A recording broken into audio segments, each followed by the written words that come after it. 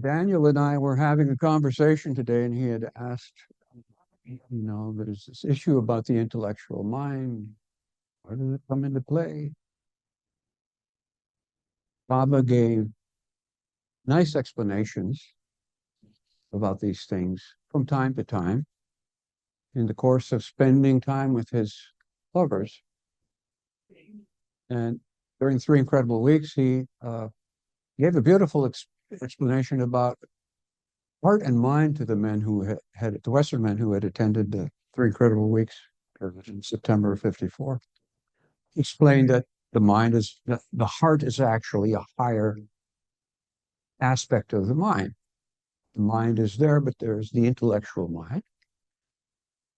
Thoughts, thought forms, critical reason. There is the higher mind, the seat of sublime feeling we call the heart.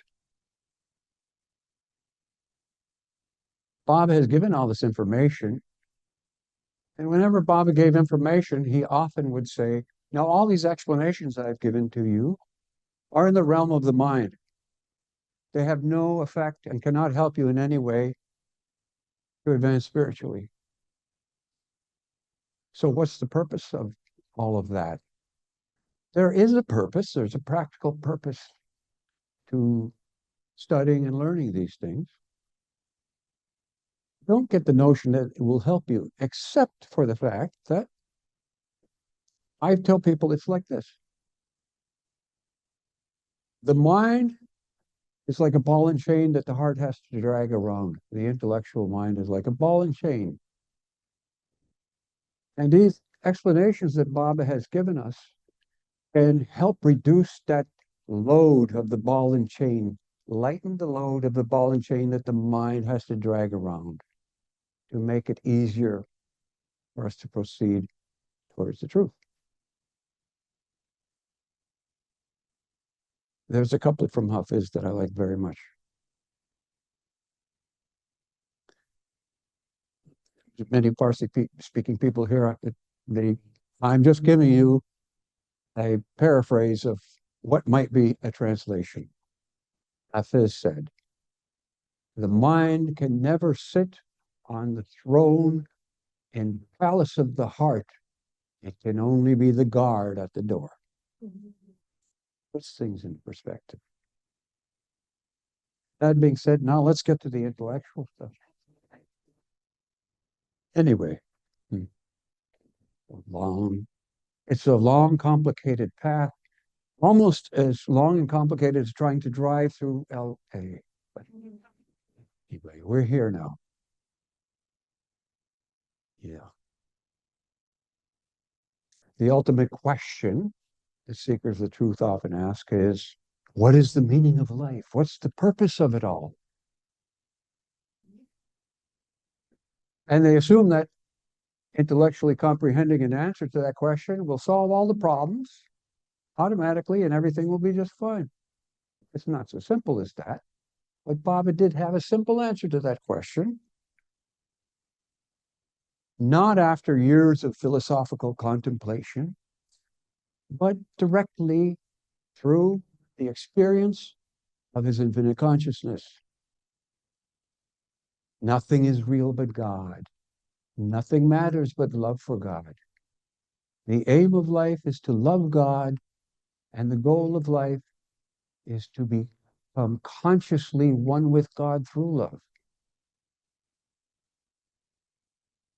That isn't easy for an intellectual mind to comprehend, grasp.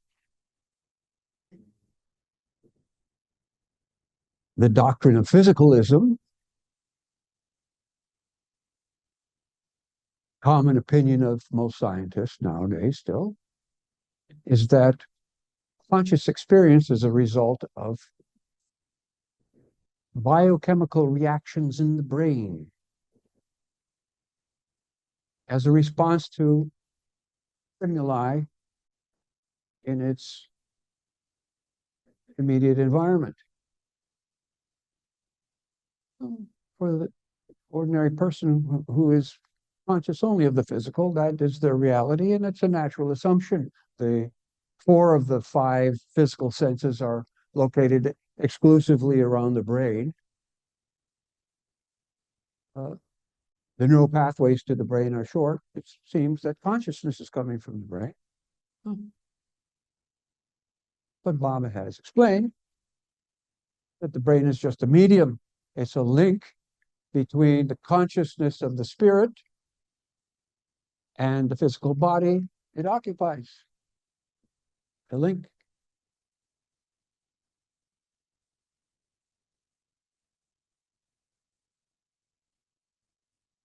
Physical body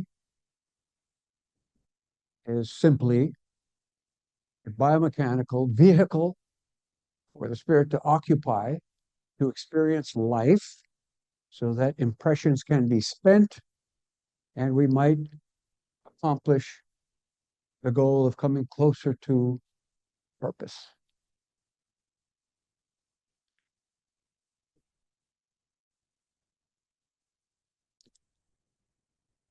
So how does it happen? Baba gave great explanations. They are quite simple but complex for people who haven't developed a picture of it in the past. He said, before the beginningless beginning, there was God in the original, infinite, eternal, unitary state, which is beyond description. And although it cannot be described, Baba did his best to use language to give us a description. It's the best we can ever come up with, like you will not find anywhere else. Some esoteric Sufi teachings have glimpses of it.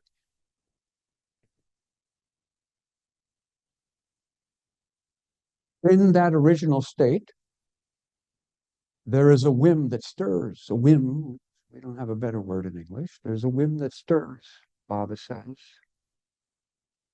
that manifests in the form of a deep inner question. Who am I? And that causes a reaction, which is creation of the original duality. That original duality is infinite consciousness and infinite unconsciousness. Infinite consciousness immediately gets the answer. I am God. Infinite unconsciousness comes from infinite consciousness, and it is there to give contrast. Infinite consciousness is original infinite light. Infinite unconsciousness, original darkness. So to give contrast to light, there is original darkness. The answer immediately comes to original infinite consciousness, but infinite unconsciousness is trapped now and must go through a large process of experiencing false answers to the real question. It seems forever, so that it can ultimately come to the fact, the truth. So the only answer is to go through the process, which Baba has called evolution of consciousness in creation. So therefore, the oneness of infinite consciousness puts forth the manyness of infinite unconsciousness in many forms, so that the souls can occupy these parent bodies, form, and identify with that, only to realize I'm not that. This goes on, Baba says, for 500 million forms, 500 million. Gradually increasing consciousness until perfect, full consciousness is achieved as a human being. The problem is, Baba says, that in the process of developing consciousness, there's this byproduct called sanskaras that are collected along with the growth of consciousness. So now, though the individual soul has reached human consciousness, it carries this burden of sanskaras. The purpose of that whole experience now of human reincarnation begins. On and on. To experience the opposites Human reincarnation is about the shaking up of sanskars so that they can gradually be completely shed. I am good, I am bad, I am male, I am female, I am white, I am black, I am brown, I am yellow, I am big and small, weak and strong, on and on the opposites go. Playing, and each time the individual soul experiences that, after that journey and that body is complete, they realize, oh, I wasn't that. And it goes on and on. Baba puts it this way: the average person is bumbling through life, compelled by their sanskara, without any idea of what their purpose is. This goes on and on. Baba says the natural course of human reincarnation is 8,400,000 lifetimes. Shockingly long.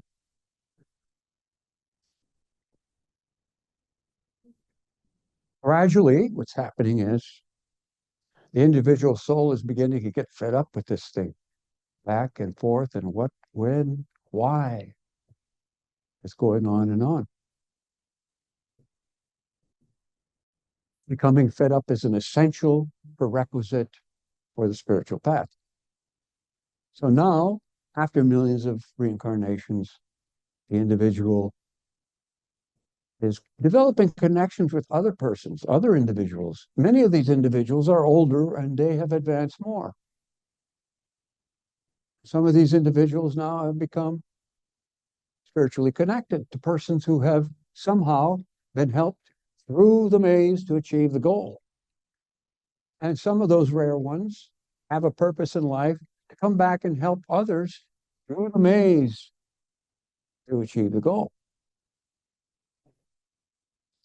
There are many distractions. Now, this becomes the threshold of the spiritual path, which Baba has termed involution of consciousness. There are many distractions along the way. The world now we see is full of distractions. The whole city around you is nothing but distractions to the real purpose, because very few people understand what that is. But it's more than intellectual conviction.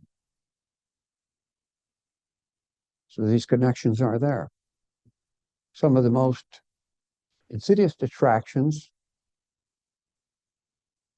are delusion. Self-delusion is a dangerous thing, and it can happen occasionally. It is a rare thing, self-delusion to the point where one thinks they have reached the goal. Baba says this is more rare and less harmful because the person is ultimately innocent. But the most insidious distraction is to be fooled by a person purposely deluding others in the name of God. And Baba has said that this age carries many of those personalities. And he warned his followers more than once about these people and how to stay away from them and be very careful. He says for them, unfortunately, there is no relief, because the very thing that can save them is what they don't want. So the only thing is they have to suffer the consequences. Simply, he put it like this: being self-deluded is unfortunate, but deluding others in the name of God is unforgivable. However, what happens is when we go through an experience of being exposed to these people and we get stung. You follow for a while, you get stung, and you realize, and Baba says that persons who follow these false masters end up being right back to where they were when they started. Except there's one difference. In their psyche drives the message deeply. This is not it. So eventually, after many lifetimes seeking God, all of these experiences, people develop a sense of discernment to stay away from such things, not to be distracted, not to be fooled, But there's a deeper thing. That is the connection with the real masters, especially the one real master. And when he comes, after we spend lifetimes saying, that's not it, this is not it, something is real, something strikes a person within, they know it's correct. It happens. It happens.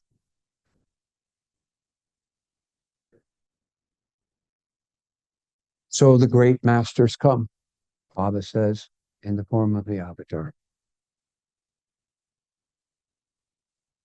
They come, they all have the same message because they are original infinite consciousness. What is that message? God is one. We are all one. Love God.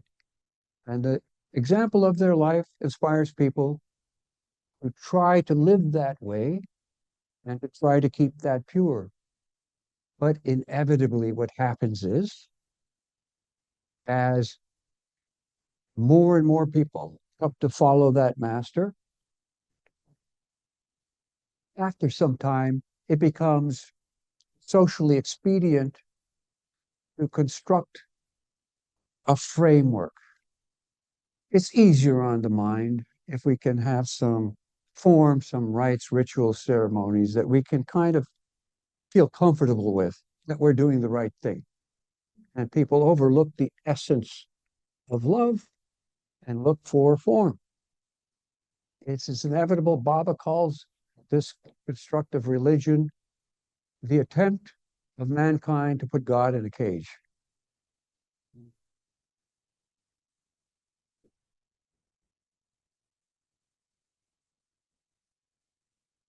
On and on it goes. And the paradox is that God's original message of oneness is now perverted into a religion that claims exclusive access, or at least the best access to God. So oneness has now become an exclusive division for manyness again. And this is why he has to come again and again. Would you like to read this?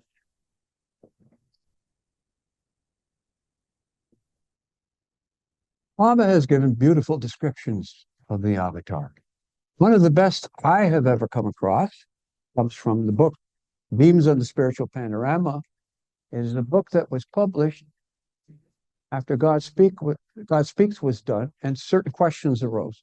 So Baba gave these discourses. They are answers to 12 questions, essays. So there are 12 essays in this book, and this is from Avatar as the First Master. In the infinite beyond state of God, which transcends the categories of consciousness as well as unconsciousness, there appeared the first initial urge for God to know himself. And with the arising of this initial urge, there was an instantaneous manifestation of infinite consciousness as well as infinite unconsciousness, as simultaneous resultants. Of these two seemingly opposite but complementary aspects, the infinite consciousness plays the role of the avatar or divine incarnation. The infinite unconsciousness finds its expression through an evolution which seeks to develop full consciousness through time processes. In the human form, the full consciousness strives to have self-knowledge and self-realization. The first man to realize God as one indivisible and eternal truth was taken up into this realization by the eternal avataric infinite consciousness. Can you read that again, that sentence? Yes. The first man to realize God as one indivisible and eternal truth was taken up into this realization by the eternal avataric infinite consciousness. Eternal avataric infinite consciousness. Please go on. The avatar is the first master of the first God realized soul. But in God realization, the full consciousness of the first master became fused with the eternally infinite consciousness of the avatar. Therefore, with the coming down of the first God-realized man, the avatar himself descended and took on incarnation in his body. So, from the point of view of incarnation, the avatar is the same as the first master. This first master had no master in the human form, but all subsequent masters have had masters in the human form to help them in truth realization. The first master who got fused with the eternal avataric infinite consciousness is the master of all masters. Yet, if and when the avatar takes an incarnation in the human form, he brings upon himself a veil, and this veil has to be removed by some master or masters. The veil with which the avatar descends in the human form is placed upon him by 5 perfect masters who bring him down from his formless being.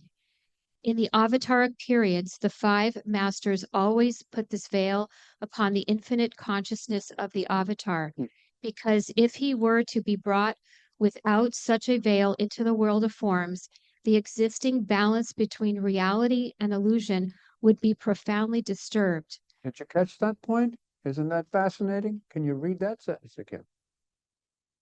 In the avataric periods, the 5 masters always put this veil upon the infinite consciousness of the avatar, because if he were to be brought without such a veil into the world of forms, the existing balance between reality and illusion would be profoundly disturbed. However, when the 5 masters think that the moment is ripe, they remove this veil which they have placed on the avataric consciousness. From that moment, the avatar consciously starts his role as the avatar.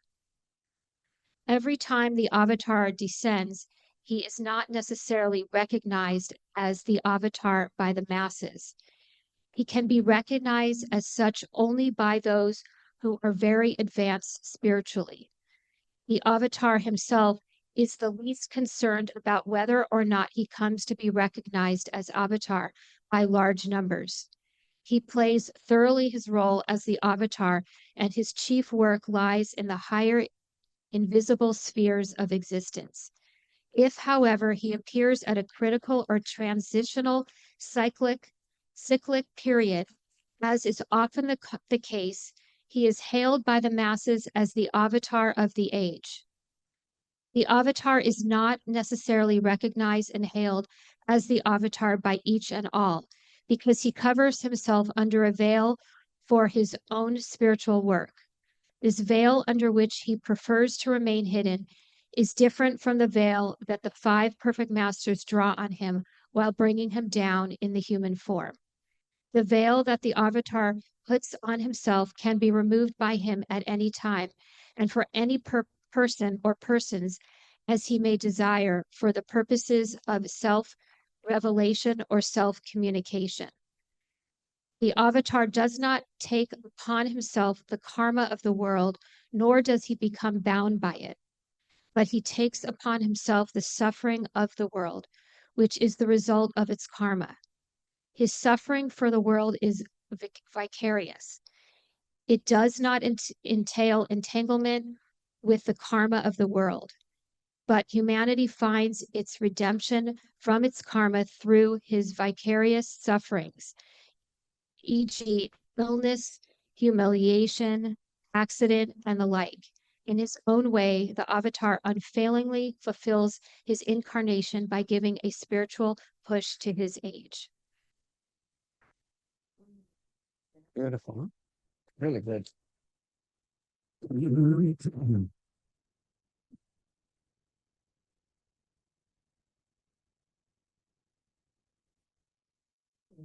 So all this is going on in the physical world, but Baba has revealed to us some very interesting points about all this. So let's take a look at the physical universe, the game upon which the field upon which the whole game is being played. Only the physical. We were not talking about the inner worlds. Scientists in general understand that this is so very, very vast that I say I don't like to use numbers because the numbers are so astronomical that the average person uh, can't be really conceived of. So I like to use a simile to make it less abstract. I like a simile of sand. And this is a simile that scientists have used. That is, that there are more stars in the universe, and there are more stars in the universe than there are grains of sand on planet Earth. Let's go and look at the beach here in California. That's only one little section. More stars in the universe than there are grains of sand on planet Earth. Now, Baba has said some of those stars have solar systems with planets. Some of those planets have life forms developed to certain degrees. Some of those planets even have life developed fully, that is, human beings. He said there are 18,000 of these. 18,000? You could probably take 18,000 grains of sand in two hands, maybe even one. Out of all the sand in the world, you could take 18,000 like that, and that would be a fair representation of human beings in the universe. So obviously the space between these planets is astronomical also. Now here's something to me that is most astounding, most incredible, and that is, Baba has said only on this planet Earth is the balance between the heart and the mind achievable. It is where functioning spiritual hierarchy headed by the five perfect masters, other personalities like God intoxicated musts, and other advanced souls all reside.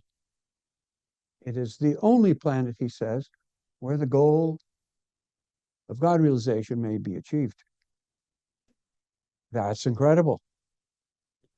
So I tell people my first reaction when I heard that was, I bet you say that to all the planets. It's quite amazing. How could this be? Hmm. And the length of an age. Now, Baba said, this is the end of a cycle of cycles. He talked about that a few times, but he did also mention a cycle of time. And once on the hill, he told the women Mandali that he was the last avatar in the cycle of 24. In known history, we have 7, starting with Zoroaster. I asked Money and Eric directly in the hall, more than one, tell us again, when did Zoroaster actually live? And without hesitation, they said, Baba said 10,000 years ago. That's much more than recorded time recognizes. The only other source I've seen for that is from Edgar Casey, who happened to give a reading about Zoroaster and gave an exact time and place in Iran where that happened, which coincides with Baba. So we know of Zoroaster, and we know of Ram. Baba hinted that Ram, the advent of Ram, was 7,000 years ago, roughly 7,000 years ago. We may assume that Krishna came right after Ram, but obviously there are gaps of time in between these to fit Baba's explanation that the avatar comes every 700 or 1400 years in ages. So there was a gap of time between Zoroaster, Ram, Then came Buddha after Krishna. There was a shorter time between Buddha and Jesus. It's known. There was a so much shorter time between Jesus and Muhammad. I have my own conjecture about why these three ages were close together. I believe it was important for the interaction of these followers of these three avatars to create the atmosphere for this present Advent. Won't go into it. Looking at it closely, I believe that's true. And I believe when Baba says,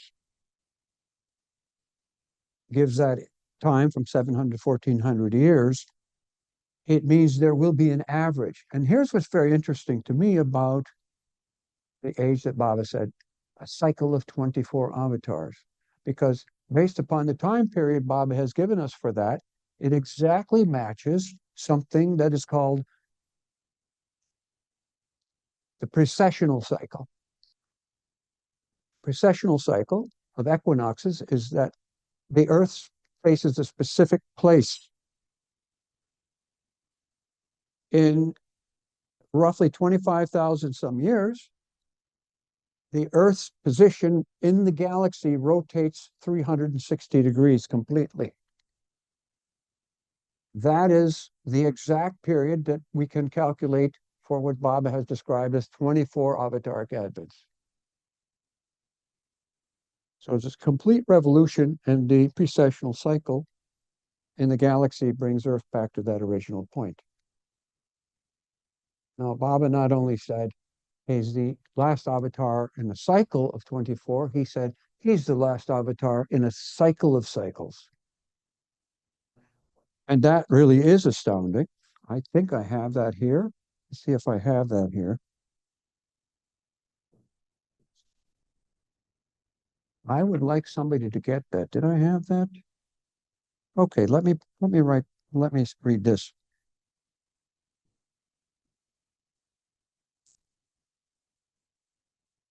This is from Baba's final declaration given on September 30th, 1954 at Meherabad.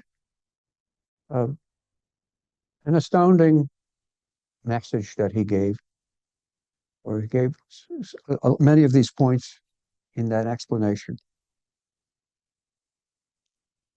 My next advent after I drop this body will be after 700 years, and that will mark the end and the beginning of a cycle of cycles. All cycles in time in illusion end and begin after 700 to 1400 years. There have been and will be millions and billions of such cycles in a cycle of cycles. Thus, there is no end to illusion, which always remains illusion. Millions and billions of such cycles. At another time, Baba said the term cycle can be used in different ways, but Baba had determined these definitions down by the end of his life, for sure, into definite purposes. Baba had once said a cycle of 12 billion years or something, to give you an idea. But this goes on and on.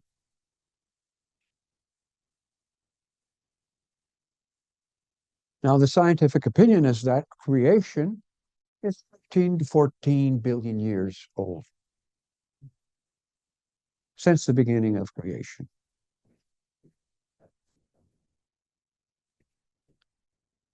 That means they can only look back to as far as the most recent end of Mahapralaya. Mahapralaya, you know what Mahapralaya means, the great destruction of creation. Not destruction, dissolution. It's a dissolution of creation. Baba said everything gets absolved, returns into an infinitely finite point, and is retained there in latent seed form. How fine sanskaras must be. Everything is retracted into latent seed form. And he put it very poetically, something like,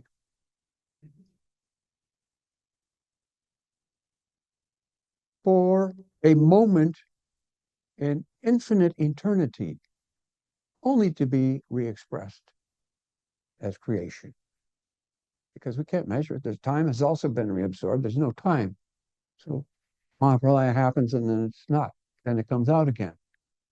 The process of Mahapralaya, people have had misunderstanding. Some people have had the notion, oh man, maybe we just had a Mahapralaya. We don't know it. It's not like that. It's not like that. What happens is everything becomes retracted, and then gradually it becomes re-expressed in creation.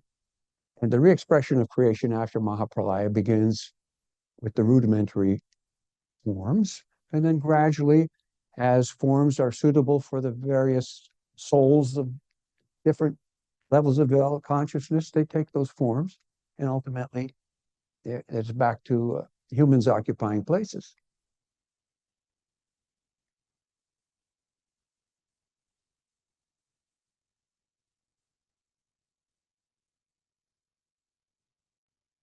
Well, I'll tell you this. Once, when Debbie and I were living in Ahmednagar in the trust compound, uh, Erich wouldn't eat lunch, so he'd be sitting there often alone. I would try and go over there and sit with him occasionally. And at that period, I was reading a book called, I bring up Edgar Cayce. I was reading his book, Edgar Cayce, Story of Jesus, which is really a story about the Avatar, which has this information about when Zoroaster lived and other interesting things. The reason I can mention Edgar Cayce is because Baba did like him.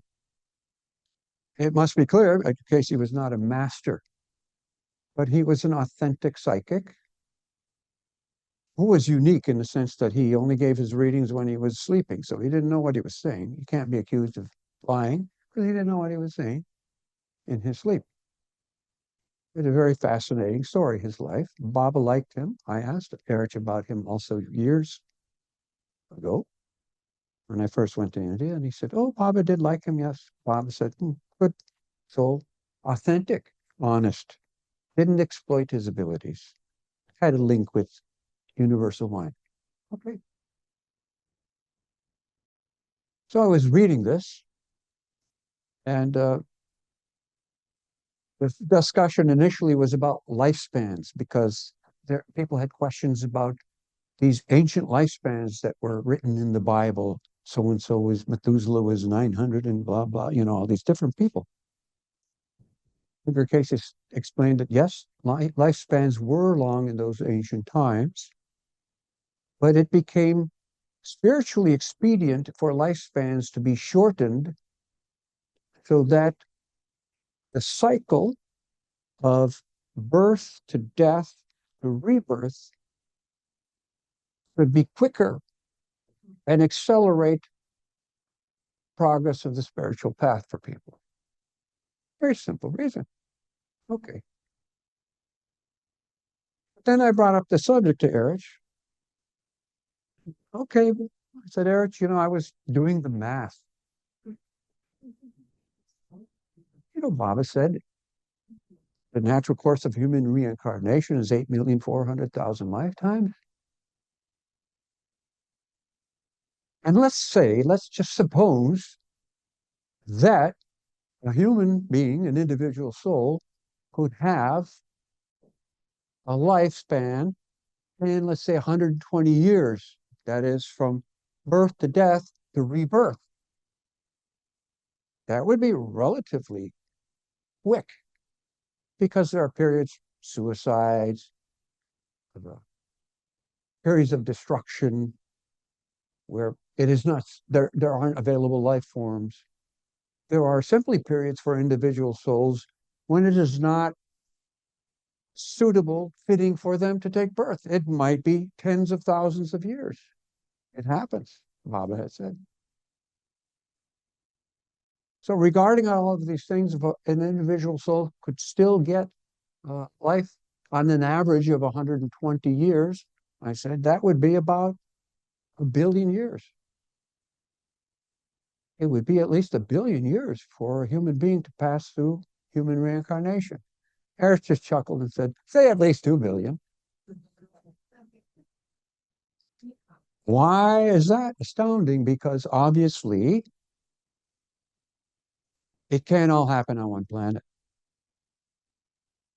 That means we've all been on many planets. Now, our friend Ward Parks, who has been dealing with all the literature and all the fascinating manuscripts that have been coming out in the recent decades, doing wonderful work to publish all that, has recently done, as you know, Baba's message to the MeherBabaLibrary boys, his discourses, where he has given some really interesting explanations, including the Earth and 2 planets are closely associated to Earth, and how planetary spiritual evolution happens. So that when one planet goes through its process and is spent, another one takes its place.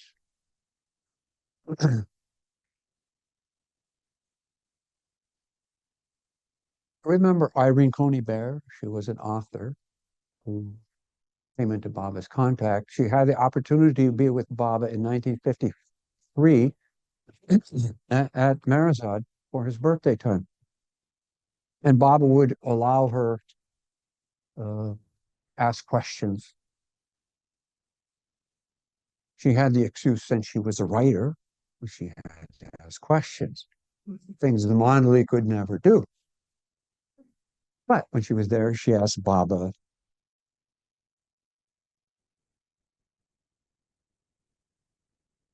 how old is Adam? When did Adam come to Earth? So Baba gave this interesting answer to her question. And in Meher Baba's usual way, he answered her question by giving us a dozen more things to contemplate. So Baba responded, if I answered that the first man came on this earth 84 million years ago, what would that mean to you? But the whole explanation will make you understand how the first man evolved and how this first evolved man has been repeatedly, millions of times, appearing not only on this earth, but on millions of earths. And so he is ageless and timeless. But this all has to be explained properly. The book that I have personally written when I just stopped speaking, and which I wrote in 1 year, and which now lies in the bank, will be touched only when I order, explains this point clearly. It is important for the world and the scientists to know, and therefore I have explained about cycles, the position of the Earth for realization, the Earth dying, and the simultaneous evolution of another Earth, not any other planet. When was the first human being evolved? When was the first realized being? Whether the chicken or the egg came first? All has been written in detail in that book.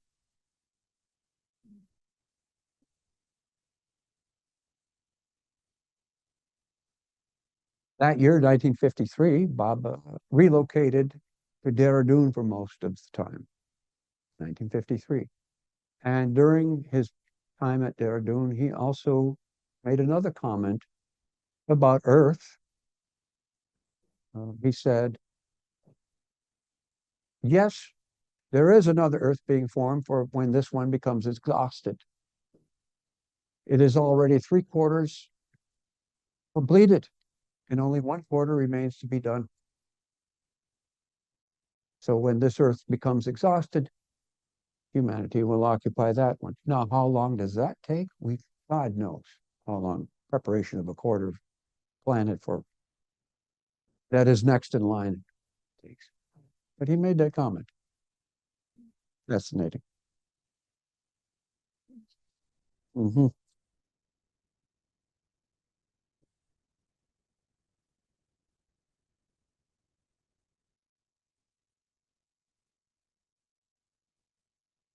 Now, coming to this Advent, it's a very unique time. We can look at the natural history of Earth to just pinpoint that this is something really different from past Advents. All the technology that has developed, population of the world has increased so much. Baba has explained that all this has great purpose for this Advent. The intensification of interaction is crucial.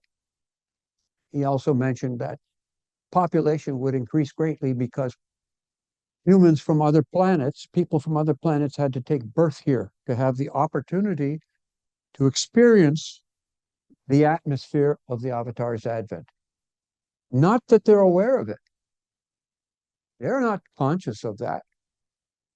They are being brought here so that they can have that experience. And all those who they are connected to on other planets will indirectly receive a benefit from their experience simply of being on the earth.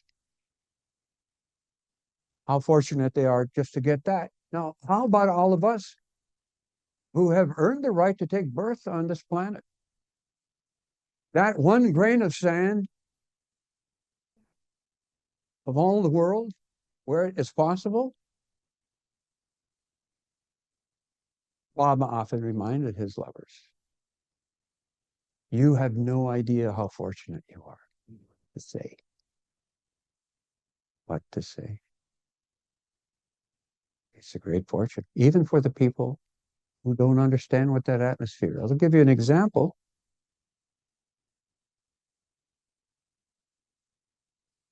The center in Myrtle Beach was established by Elizabeth Patterson so that after the New Life, Baba could come there for the first time.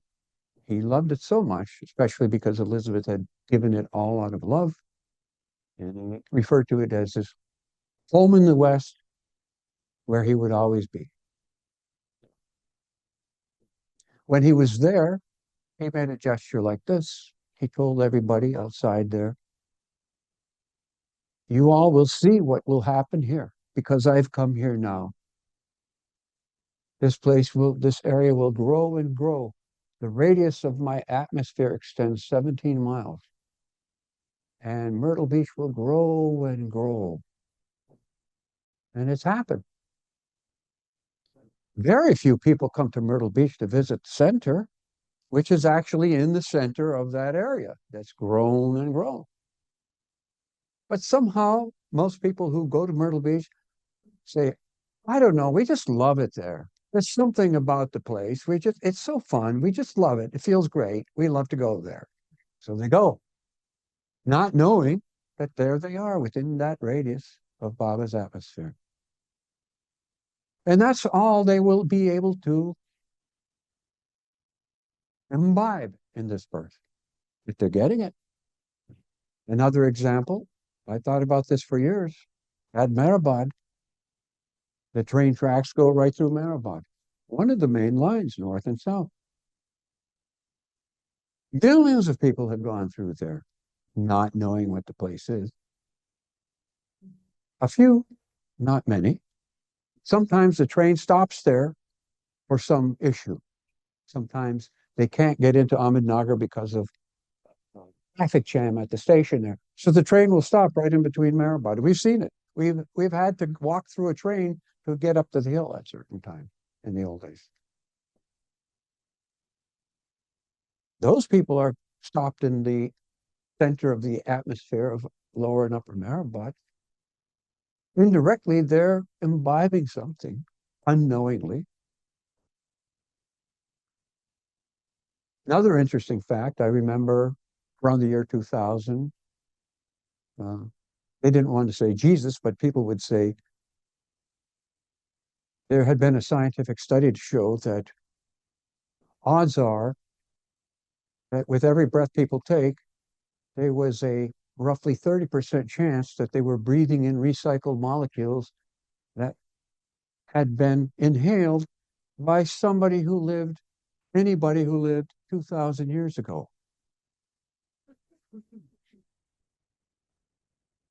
It goes again for water.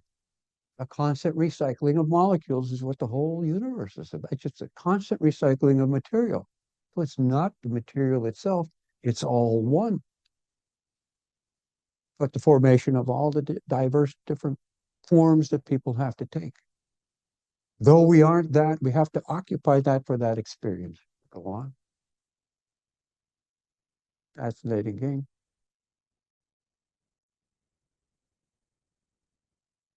Baba mentioned that every time the avatar comes, he has, Erich referred to it as a perfect weakness, not a perfect mistake. I sometimes call it a perfect mistake if it's a single event, or a perfect weakness if it's something broader. For an example, Baba said that Christ's perfect weakness, mistake, was that on the cross in crucifixion, he said, "Father, why have you forsaken me?"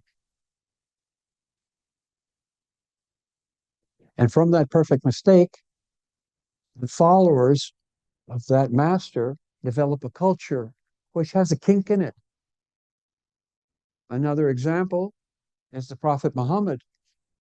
And Baba explained that his perfect weakness was that he didn't tell people openly that he was God in human form.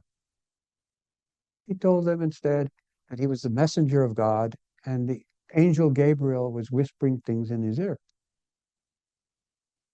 Because people weren't ready to hear and understand that he was God in human form. So it was a necessary, perfect weakness on the part of Muhammad. But now in the culture of the religion,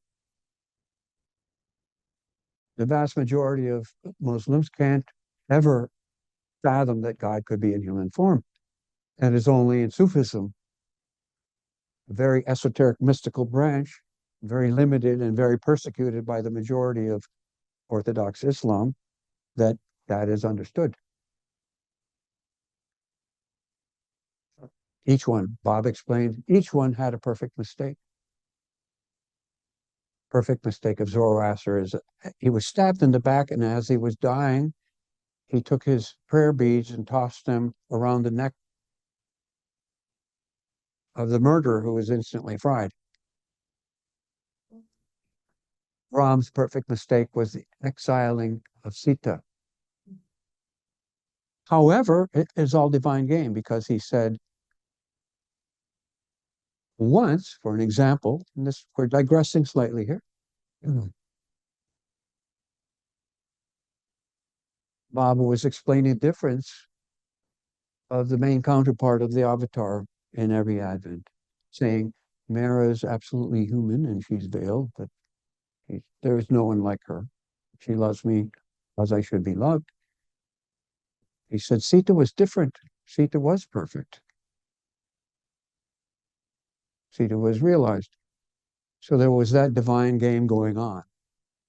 Nonetheless, Baba said that the perfect weakness of Ram was the exiling of Sita. Krishna's perfect mistake was showing Arjun his universal body to convince him that he had to take part in this battle. Buddha's perfect mistake, perfect weakness, I wouldn't call it a mistake, was that he never explained God realization. In the Indian culture at the time, the Vedantic term would be nirvikalpa samadhi, only explained up to nirvana. Nirvana is the end of illusion, an absolute vacuum where all creation disappears.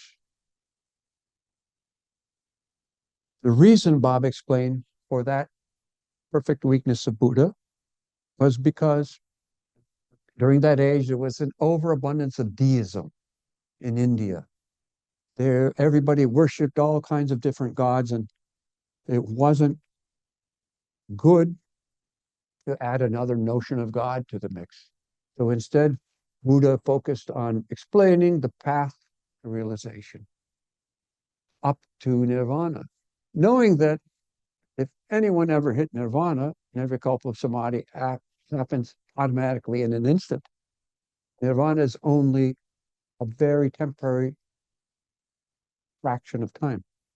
And then nirvikalpa samadhi automatically happens. So he says that was Buddha's perfect weakness. So Bob explained all these things, and then people said, okay, yes, Baba, now what is your perfect weakness? I'll tell you after 700 years.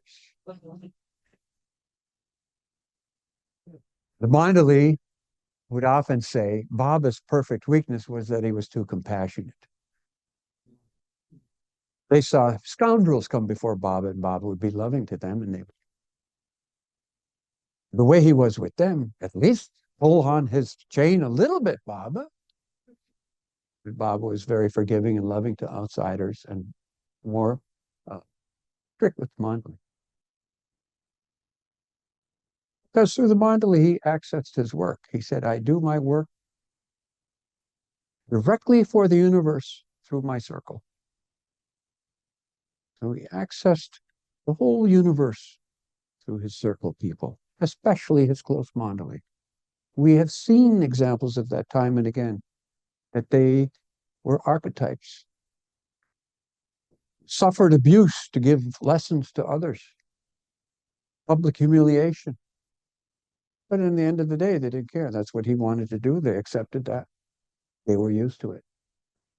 Because at the end of the day, everybody left, and there they were with him. Didn't matter. Didn't matter. So Baba took birth in 1894. We see all of these advances in technology. In the 19th century, sanitation developed. And because sanitation developed, especially indoor plumbing, uh, health became uh, much, much less a problem. Illnesses became much more in control. Medicines developed. In 1894, there were, in that year, some very fascinating developments in technology. People had been toying around with different inventions. 1894, the automobile actually began to be mass produced to some extent in Indiana. Electric motor, which had been developed in principle, was finally being produced in 1894, which led to the possibility of elevators.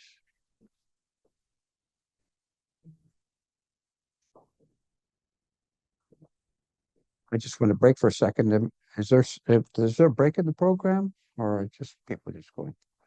I'm okay. Okay.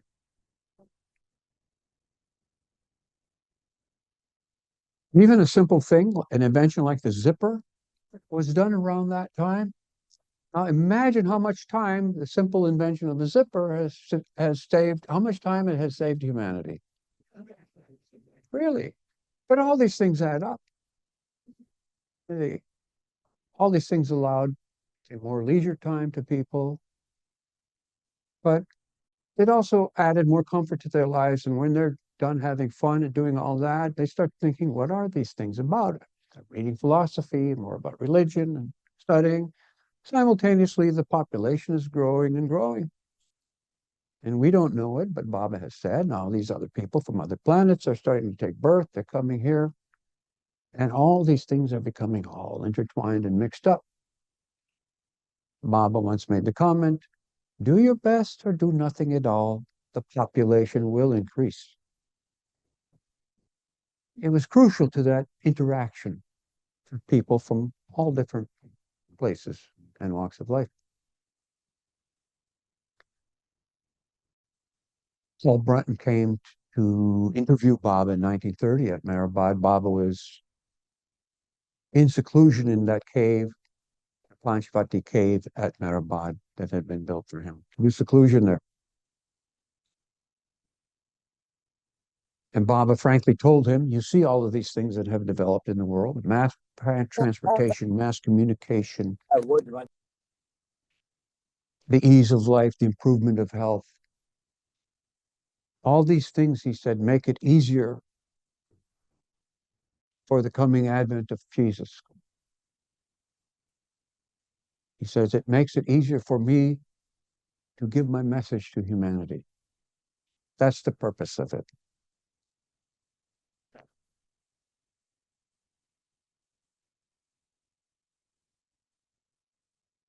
Now, Baba said,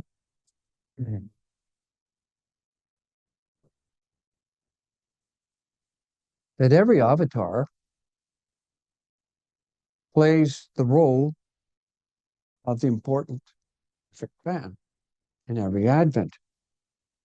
Simultaneously, he is the writer and the director of the script for the next advent.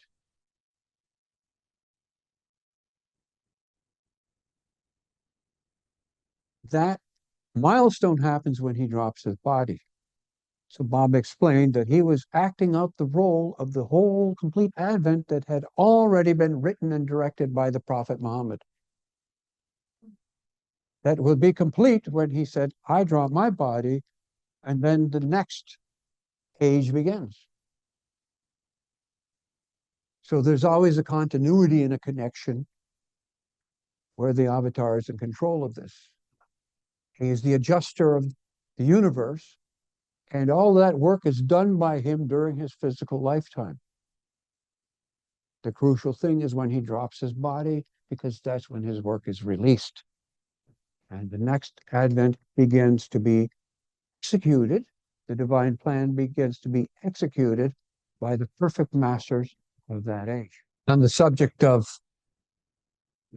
the importance of the advent and the significance of Amartithi, I'll pick up on that again tomorrow.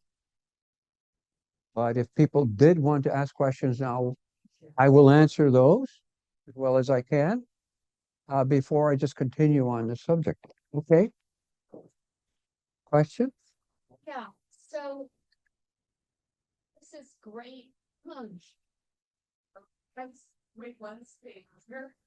Say, when people ask you the question, will you repeat? I will repeat it. Thank you. Okay?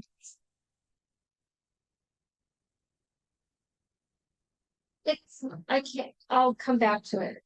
Okay. Think about it. Any other questions? Yes, sir. The meaning and purpose of wiring. Yes. Okay, so that brings us to another interesting aspect. Baba has explained that whenever Baba has explained, now he asked about minor advents.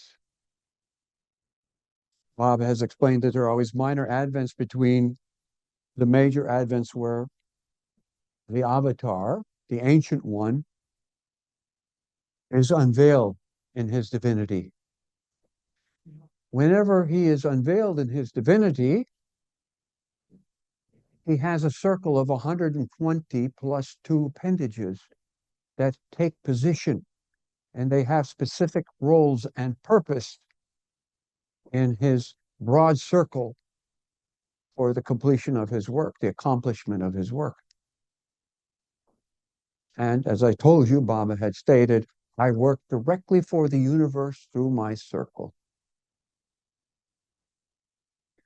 So a major purpose for the minor advents is for the avatar to connect with these persons who will take positions in his circle. Baba explained that during the time of Shivaji, for an example, Baba said he was Shivaji in the minor advent. During the time of Shivaji, there was a man named Ramdas and one named Tukaram, and they were perfect masters in Maharashtra.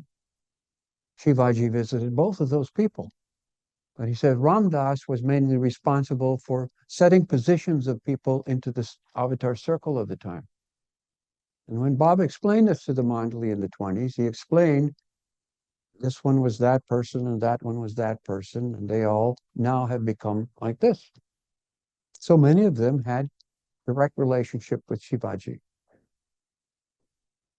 There were also some other astounding explanations that Baba had given about minor advents and contacting circle people. He even said at one point he would take an individual birth just to contact one of those people, if necessary. Now, Baba said about the future advents, minor advents between the next major advent, said there would never be an age where he would not be present. And some people interpreted that to mean that, oh, Bob is always going to be there in a body. That's not the case. It works like this. Baba said there are 11 perfect ages between the avataric advents. 11. Every one of those was 5 perfect masters. And gradually, when a group of 5 is finished, there's a gradual transition to the next 5.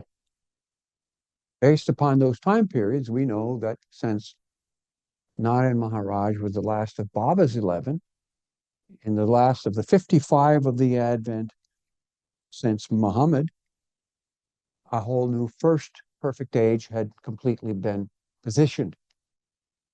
We can now assume that that perfect age has ended, and we are at least in the second perfect age. But it is like this in every avataric advent. Baba has explained that the perfect masters during the time of the avatar, especially the end of his life, and going into that period of grace after the avatar has dropped his body, perfect masters remain hidden to the world. And there's a purpose for that. The manifestation of the avatar to the world is the principal function of the divine plan after the avatar drops his body. Baba has explained this. There's a period directly after any avatar drops his body of disruption, turmoil. It happened. You can see in the histories of the past advents. Always there have been wars and different things, and there will be no difference in this one. As a matter of fact, Baba said calamities would be even greater in this advent because his manifestation would be the greatest. So that means the turmoil will be greater. He also explained that this happens during a grace period after he drops his body. That period of his atmosphere of grace is extended for 100 years if the coming advent is a short time, that is 700 years, or 200 years if the coming advent is a longer time, like in the time of Muhammad, period after the Prophet Muhammad. Then there's a period after that when all of this catharsis has happened, where we can call it the flowering of the Advent. In Islam, we see great masters like Bayezid suddenly appear. Who are these people? Baba has said that those persons who become members of his circle are people who have earned the right for God realization. Recording in progress. The avatar as a master has a responsibility to fulfill the obligation of giving them God realization. The avatar is not a master for everyone, but he is a master for selected people who are ready and surrender to him. And he's obligated to them.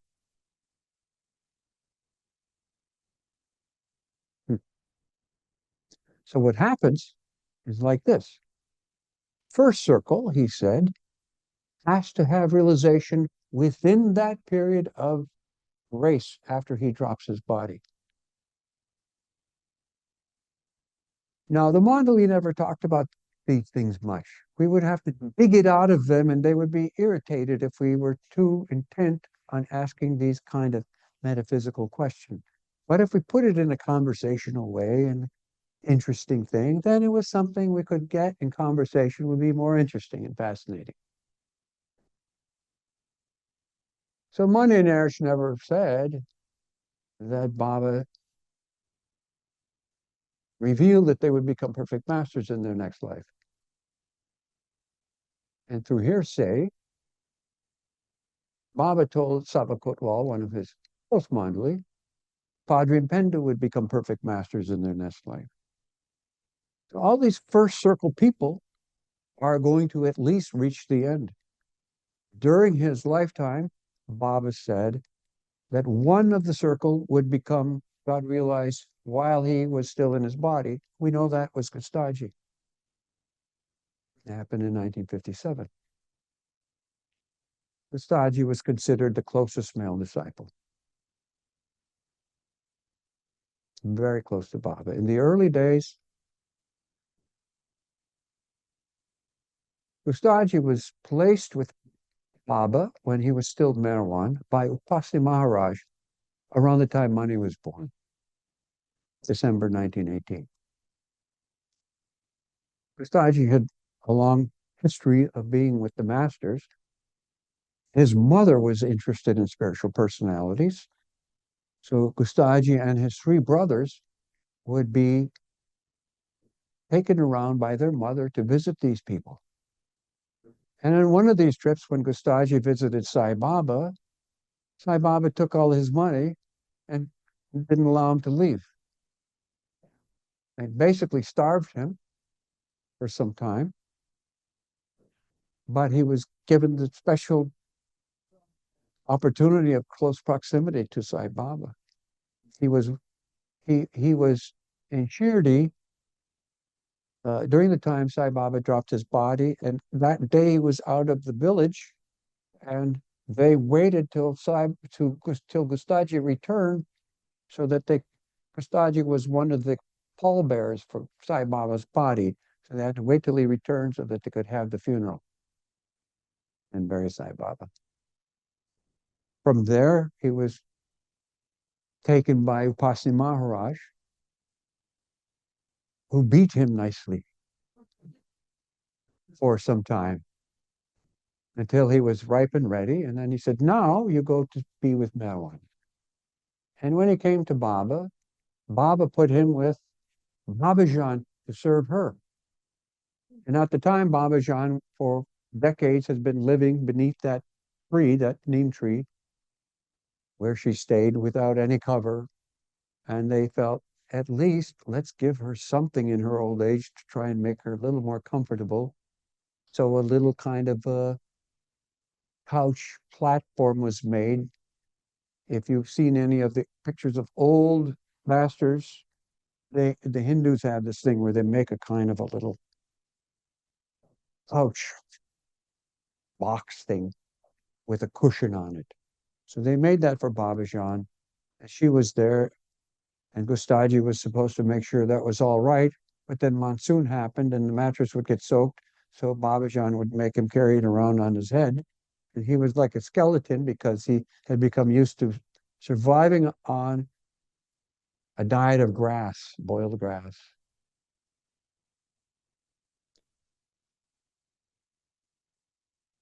So he was regarded as Baba's most important male disciple. Baba made a statement early on, around the beginning of Manjli Meme. To bow down to Gustaji is the same as bowing down to me. He once commented, actually Gustaji's already of the seventh plane, but somehow he's still alive here, so I just keep him with me.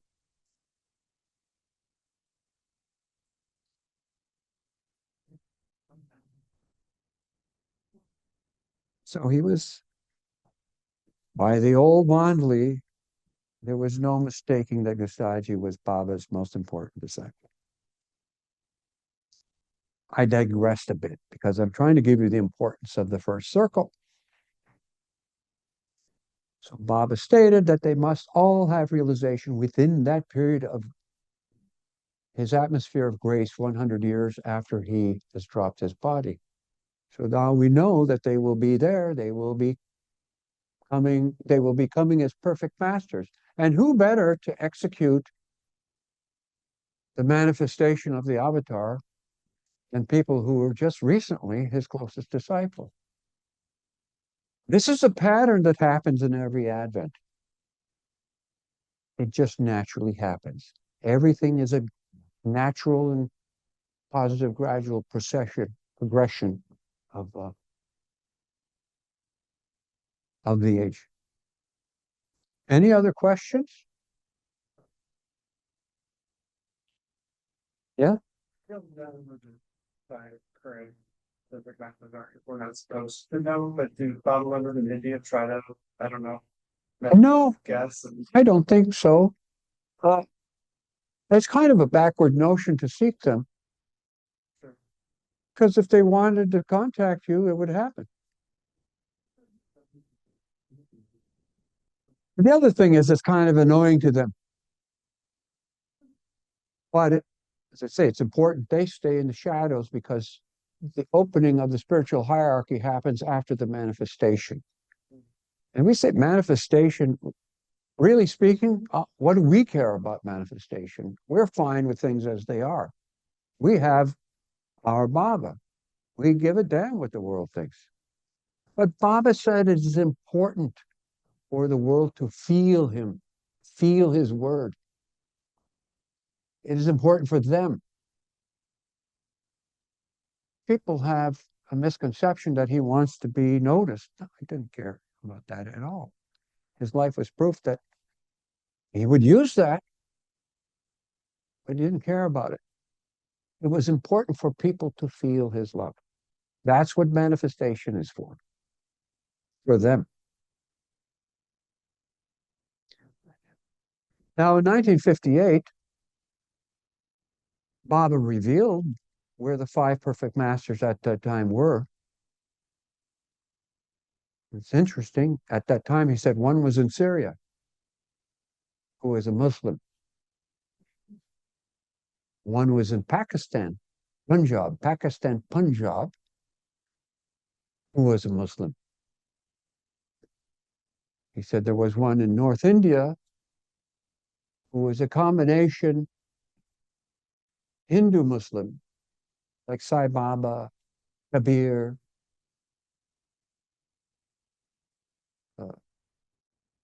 some of the other masters were like that. There was one in Central India who was a Hindu, and one in South India who was a Hindu. Now, why did Baba say they were really they have nothing to do with religion, but it is how they can be identified. And they use the culture of those religions to access the people who follow that culture to work in that layer of humanity. That's why they're identified as that. Just like saying St. Francis was a Catholic. Well, you might say that, but he was way beyond religion anyway. The development of basic theology in the sense of really love for Jesus came from St. Francis. The nativity scene, that came from St. Francis. A simple little picture at Christmas time. People have no idea that's where it came from, but he brought the humanity of Jesus to people. Simplicity. Prayers were done then in Italian. Instead of everything in Latin, he gave the people something in the native language. That's what the real masters do. They bring God to the people. We're digressing again, but there's something to use up the time. Baba did give Hoshan Burucha a list of who the 5 perfect masters were and told him not to tell anybody. So he knew, and he just didn't tell anybody, but he made some interesting comments. He said, "Oh, I saw that list." He said, "I actually had met one of those guys and I never realized that he could be such a thing as a perfect master." So they were the perfect masters of the first perfect age.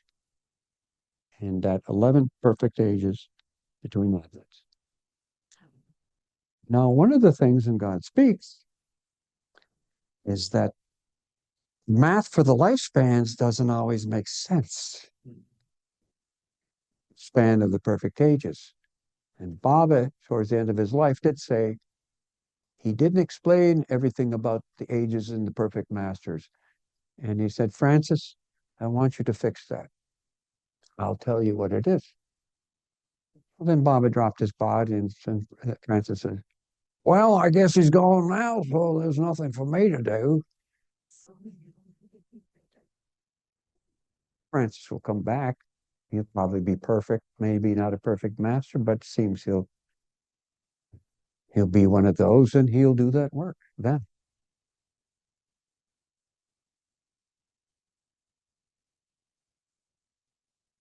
Any other questions? You're an easy group. What do you have? When did the 100 years begin? When Baba dropped his body, that's the great milestone. That's why Amartithi is so important. It's not a time of mourning and all of that. For the Mandali, it was a time they missed his physical presence, but they were relieved that his suffering was over. Because the life of the avatar means suffering. He accomplishes his work by suffering in infinite knowledge. He doesn't use infinite power. The humiliation and suffering is what accomplishes the effect. He says he only occasionally leans on the infinite bliss to stay alive in the body. But his work is accomplished by infinite suffering through the medium of infinite knowledge. He works every breath of his life. His life is just effort. There are degrees of more and less, but his life is effort. So when he drops his body, that work has been concluded, all in his lifespan. So his manifestation, as he said, would be his humiliation in this order, his humiliation, the breaking of his silence, his glorification, and his manifestation. This has all been accomplished during his physical lifetime. He said in quick succession. However, we don't see the effect of it in the gross world. There's a mistake that is made here in the assumption that, well, this is reality here. So in our time and space, we didn't see an effect yet. What's happening? And we were just discussing it today. I did a presentation on this a few years ago for the legacy program at MeherBabaLibrary on manifestation, beginning with Baba's final declaration and the 3 messages that follow, pertaining to that, followed by one final message called "The Die is Cast" in 1955. Baba, in the final decision in April 1955, had declared that he extended the element of time so that everything that he declared would happen. It must happen for the benefit of the universe, specifically the benefit of humanity. The people on Earth are a microcosm, an archetype for all humanity around the universe. Those other planets, as Baba explained, don't have the great opportunity to achieve closeness to God through the balance of the heart and the mind. So you all know that Balkachuri wrote this poem, You Alone Exist. Really, Baba had written the majority of it. Baba had written all of those couplets that would be considered almost an insult by people who are very devotional. You are ant, you are mosquito, you are pig, you are donkey. These things are an insult to people who are really devoted to only God in the high state. Baba said, I want people to know the all-encompassing unitary state of God in creation. So the simple prayer poem was composed. At first, Baba gave Bao a single couplet, and Bao composed so many. And then Baba himself composed the remaining ones. It was all initially done in Hindi. And I heard a complaint recently that this isn't really poetry. How can you just put this to music? It's irritating to me as a professional musician. Okay, well, we put the translation, the accurate translation to music. Anybody can do anything they like in the future. Now what happened, I say we have Jim Meyer in the Asheville area. And occasionally, because he's there, we would get him to play music. And he's very prolific as a songwriter and musician. And one year he wrote the music for You Alone Exist. It just came to him and he wrote it, developed it.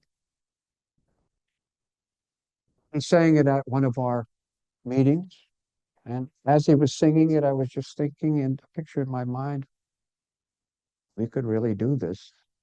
He would sing a verse and I would picture that footage, sing another verse, and we would do this. So afterwards I spoke to him and said, we should do this. It would make a great video. Can you get it recorded? Yeah, we'll do it. So in this next album, it was recorded, very nicely done. And then we made a video of it. Bob Fredericks and I, Bob who was here, just recently, the other day, left for India. He's there at MeherBabaLibrary now. So we did this. He does the technical work. I have ideas, placement. I give him the material we would like to do. We make it work like that and edit it accordingly. It's become very popular. People watch it. Some people watch it every day as a meditation. It's a nice thing. It's got some interesting footage of Baba. We took some very obscure pieces of footage, sometimes only 1 second, in some instances, a half a second of footage, fixed it, cleared it, squared it, loaded it down, repeated it, and it looked beautiful. So we would do this. It was perfect for this piece of work. We could use little snippets. Now, this is the typical thing in India in 50s, 60s. Some people just were able to get movie cameras, but to them, film was expensive. So when they took images of Baba, they would take a picture of Baba like a camera for 2 seconds. And then they would wait, and then a while later, 2 seconds. So we have all these things that don't really make a movie per se, but we were able to use them for this project in ways that they would never otherwise be used. So it's a very interesting thing. Yeah. And wasn't it Bounty would say that Baba said of this poem Yes. change one word Yes. because in the future it Right. say So what Jim Meyer insisted on is that he wanted to write an introduction at the beginning of this video so that people would understand that. And he took it directly from Bao's writing. At the beginning of the video, you see that explanation so that it can never be mistaken. Yes. Okay. Are we done?